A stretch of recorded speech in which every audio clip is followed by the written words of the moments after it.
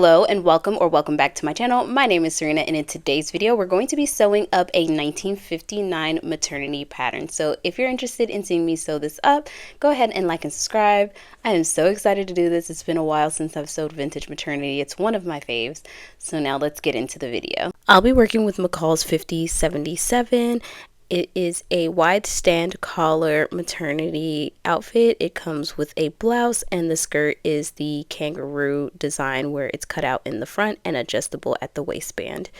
For the fabric, I'm using a light pink, very lightweight and drapey pink linen for the weather, and I was going for comfortable because a pregnant woman's skin can be quite sensitive, and I wanted this to be something that's not only beautiful to wear but also very comfortable to wear as well. So after placing the darts, I start stay stitching around the waistline. This linen is very drapey, as I mentioned before, and it's soft, so it's really important for me to stay stitch all of the curved areas and the waistband, neckline, things like that, because they will stretch out easily while I work on it. And I'm avoiding having any pieces of this fabric hanging off of my workspace while I'm sewing, so that way it doesn't cause unnecessary stretching to the material before I can get the stay stitching or even the hems and seams in. As stated in the intro, I definitely miss making maternity clothes. They are just so special and near and dear to my heart, because in my last pregnancy, I think it was a huge mental boost to be able to maintain a little bit of me, which is my vintage dressing. It's a huge part of what makes me me and makes life enjoyable for me.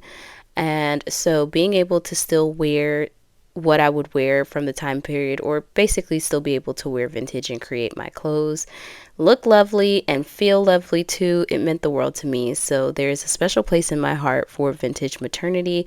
And even though I am glad I don't have to wear it anymore and won't wear it again, it's still so nice that I've gotten the opportunity to make this piece. The style of this skirt is considered a kangaroo style skirt because there is a U-shaped cutout in the front to leave room for your growing stomach, and then it adjusts at the top, so the waist can get wider or smaller, so it can grow or shrink with your body and meet you where you are at. Now, when I created this style skirt, the waistband was adjusted by a simple tie, and I would use a satin ribbon because it was the softest against my skin. In this case, it is a button closure, so the waistband is the same all the way around, and there's buttons and lots of button holes, so that way it's adjustable in that way. I really like how different patterns have different takes on the same design, and this is my first time encountering a skirt design like this. I did make a short design that was kind of similar, not so much, but it had the adjustable waistband. Around the time that I was pregnant and making my maternity clothes, I had a limit on the type of material I could use, as well as the notions that I had, because it was during lockdown. So it was a special treat to be able to make this for a friend, because I had access to the materials that I would have loved to use when I was pregnant. Also, I had unlimited access to notions, so I was able to put all of the buttons on the waistband instead of having to move the buttons around like I had to do whenever I was pregnant. Linen tends to fray a lot, so for my seam finishes, I did go with a French seam. For practicality, also for look and comfortability, I thought it would look really nice on the inside, and because I am making this for a friend and I'm not known to make things for people outside of my actual family, I wanted to make sure that it felt specially made, and so I wanted this person to know that I genuinely put all of the extra time and effort that I put into my own pieces in there for them, because they do mean a lot to me. The skirt came together really quickly. The only adjustments that I made to the skirt was there was a request for me to make it longer for modesty, and I went ahead and lengthened it, which is very easy because the pattern does have like the lengthened lines on there. So I think we went with what's called a ballerina length. And also keep in mind that these patterns do have a lot of seam allowance to them. They usually have around 2 to 3 inches of seam allowance. So I basically extended it about 2 inches and then I used a 1-inch seam allowance. So there's more than enough to where if my friend wanted to, she could always have it hemmed more if she wanted it to be a little bit shorter. So it was a lot of wiggle room in this pattern, and the adjustments didn't require, because again, the waistband and everything else is, the adjustments are built into the design to make it adjustable. So just lengthening it was like super easy. And so now I'm working on the waistband. I used some interfacing. I sew it together like you would any other waistband, and then instead of just having one button or a hook and bar closure, I put several buttons and several buttonholes according to the markings on the pattern paper. Now for the unusual part of this pattern that might get me unfriended. I use snap tape for the closure on the blouse. And now hear me out. This is why I did it. 1, I've never worked with it. 2, the pattern suggested it as an option, or I could have made a fly closure.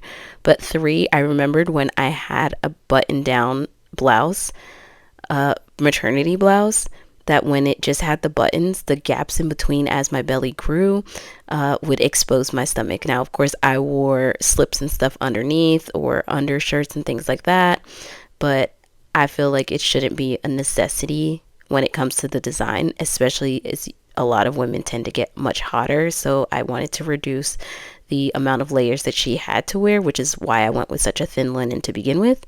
So while the snap closure might not be super fun to do on and off, I do think that it's going to help with modesty and ultimately being comfortable wearing this garment. So instead of doing a handful of buttons, I went with the suggestion to do the snap closure, which is a lot of snaps. So I did put a strip of interfacing. This is assumed knowledge. They did not require it. I put a strip of interfacing behind it because of course there's going to be lots of tugging and this material is thin.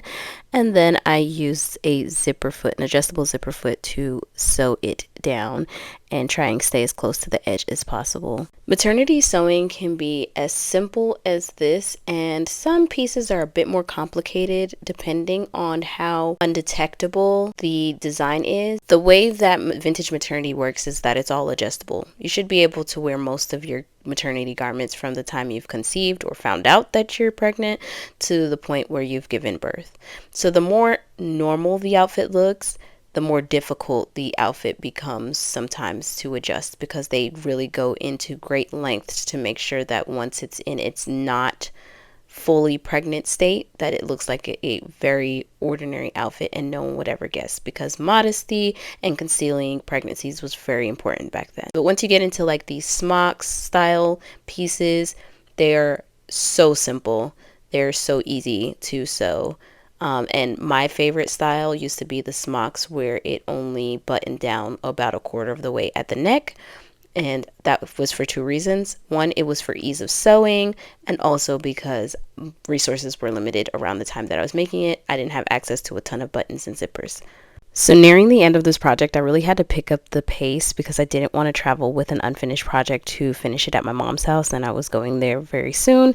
So I did most of the collars and stuff like that off screen, but now I'm going to show you the reveal.